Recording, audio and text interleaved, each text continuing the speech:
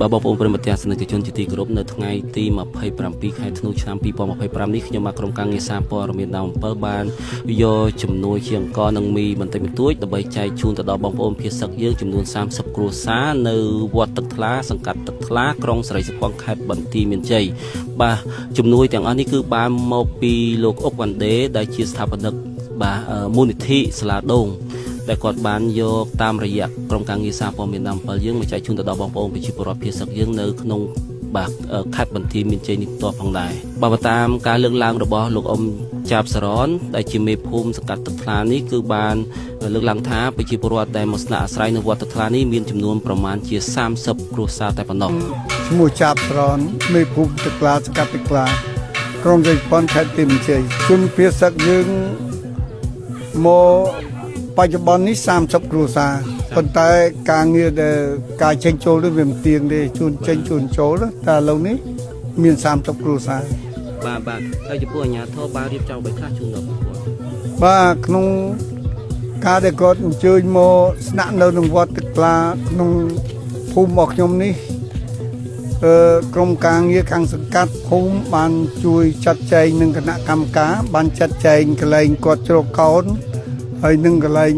បន្ទប់ទឹកទប់អីបានត្រឹមត្រូវការហូបចុកគឺក្នុងវត្តបើមានការខ្វះខាតខាងគណៈកម្មការលោកចាតិកាលោកជួយខ្លះតែបន្តមកទៀតជើងជើនបានមកពីសពរស់ជនគាត់ជួយបានញឹកញាប់ដែរបាទខ្ញុំមានអីនេះខ្ញុំមានសេចក្តីថ្លែងអំណរអគុណដែលគាត់បានជួយដល់ជនភាគសឹកដែលមកពីការរត់ចេញពីផ្ទះនេះមកជ្រកកោនកន្លែងខ្ញុំនេះបានគាត់ជួយឧបត្ថម្ភខ្ញុំសូមថ្លែងអំណរអគុណជួយរំលែកគឺថាទុករបស់គាត់ខ្ញុំឈ្មោះអ៊ុតសំអូនចេញមកខាងណាមកឃុំសឹងណោះបាទភូមិរុនបាទបច្ចុប្បន្នខ្ញុំនៅកន្លងទីផ្លូវវិស្វកម្មខាងស្រីអញ្ចឹងអពូហើយចេញមកមកគ្រួសារខ្ញុំមានតែ3នាក់ណោះបាទគេមកអស់ហើយបានគេទុកផ្សេងបាទហើយឃើញដៃលោកពូពិការរសារអីលោកពូខ្ញុំការទើបជាប់អីគេក្របហ៎ខ្ញុំធ្វើទាហានពីមុនណោះអូពិការរសារតែធ្វើទាហានពីមុនណាអូយ៉ាពេលប៉ុន្មានឆ្នាំហើយកាលឆ្នាំណាពូខ្ញុំពិការតាំងឆ្នាំ82ណោះអូ82បាទខ្ញុំធ្វើជាមួយខ្មោចដរបាទខ្មោចដរអូបាទ79បាទឥឡូវនេះខ្ញុំបានជំនួយពីលោកអុកវ៉ាន់ដេពីខាងសាលា